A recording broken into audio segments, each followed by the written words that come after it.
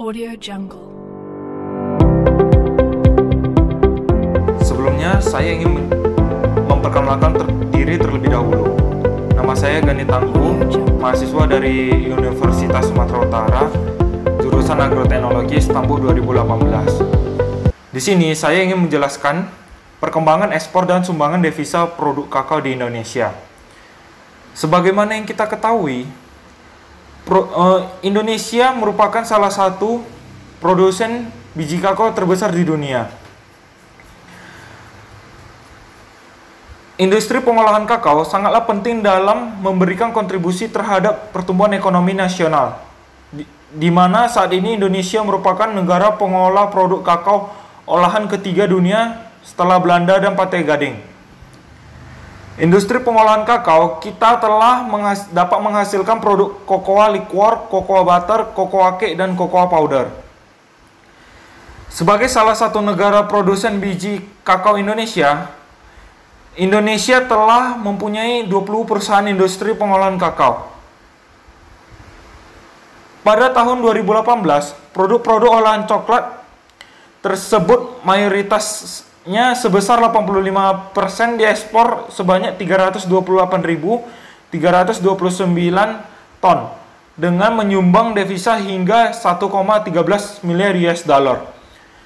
Sedangkan yang dipasarkan di dalam negeri sebesar 58.341 ton atau sebesar 15%. Sementara itu, pihak dari Kementerian Perindustrian mengusulkan kepada Kementerian Keuangan agar dapat membebaskan PPN importasi coklat agar dapat memenuhi kebutuhan bahan baku industri pengolahan kakao sekaligus dapat memacu produktivitas dan daya saing. Diharapkan ke depan utilisasi produksi industri pengolahan kakao dapat ditingkatkan sampai dengan 80% dengan potensi nilai ekspor menembus 1,38 miliar US dollar.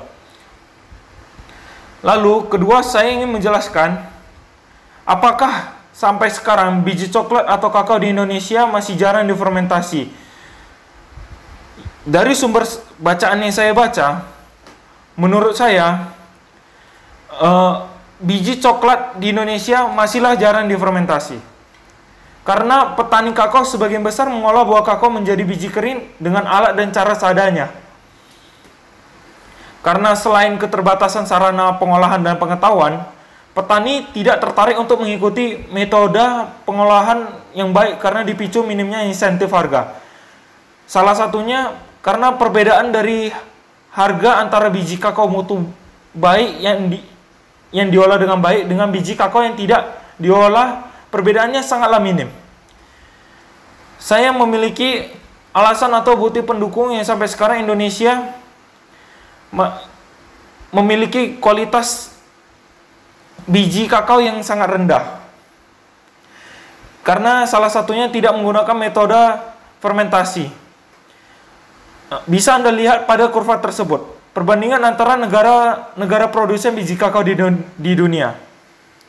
Terlihat di Indonesia pada aspek mutu, cita rasa atau aroma, biji kakao Indonesia mempunyai nilai sangat rendah, yaitu 1,5, yang berindikasi bahwa biji kakao Indonesia tidak difermentasi dengan baik.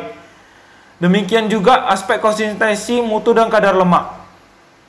Keduanya mempunyai nilai maksimum 2,5. Suatu petunjuk bahwa secara umum biji kakao tidak diolah dengan menggunakan metode baku dan terkontrol.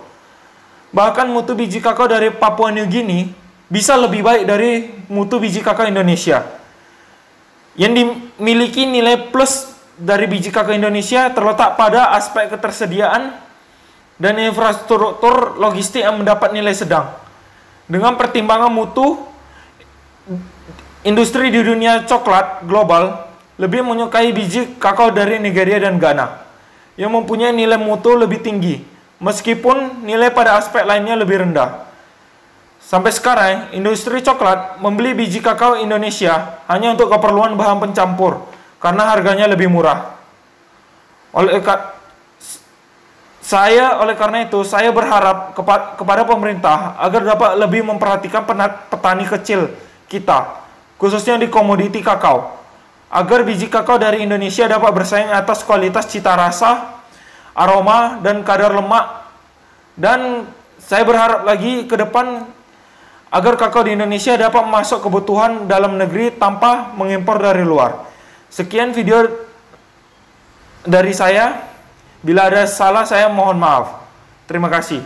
Subscribe untuk mendukung video channel ini. Terima kasih.